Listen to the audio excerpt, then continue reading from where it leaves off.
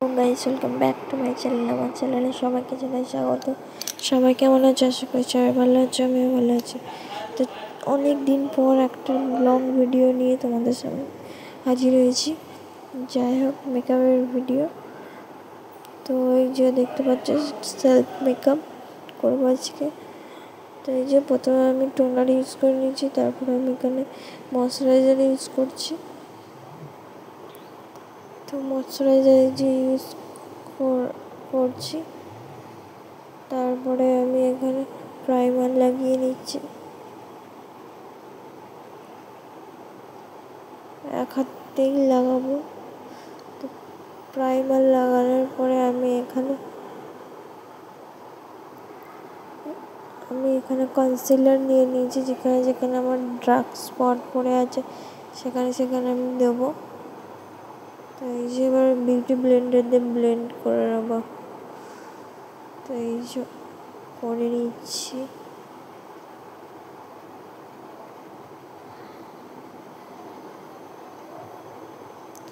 তো তারপরে আমি এখানে কারেন্ট চলে গেছে হঠাৎ করে, অন্ধকার মতো হয়ে গেছে। তারপরে আবার কারেন্ট এসছে। যাই হোক, রিং লাইট জ্বেলে আমি মেকআপটা করছিলাম। তো এই যেখানে আমি ফাউন্ডেশন নিয়ে নিয়েছি লরিয়েলে।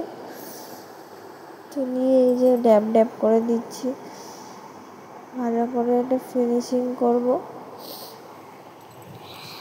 পুরো ফেসটাতে ভালো করে লাগাবো।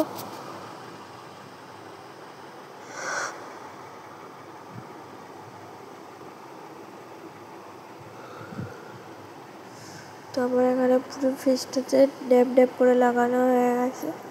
ভালো করে ব্লেন্ড করে নিয়েছি আমি, যে দেখতে পাচ্ছ। তো তারপরে আমি এখানে লুজ পাউডার নিয়ে নিয়েছি।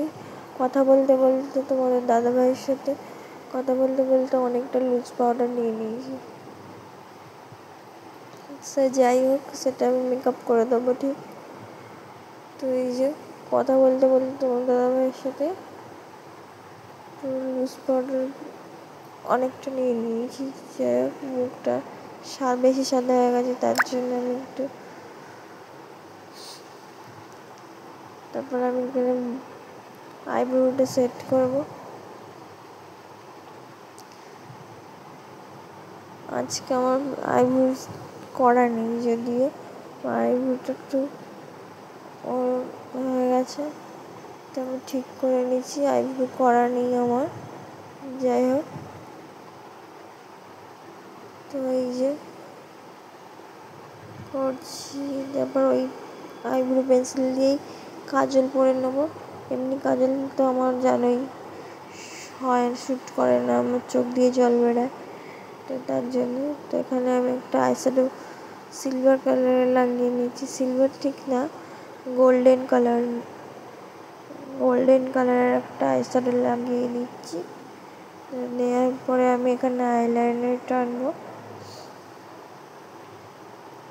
আইলাইনারটা পরে নিলাম।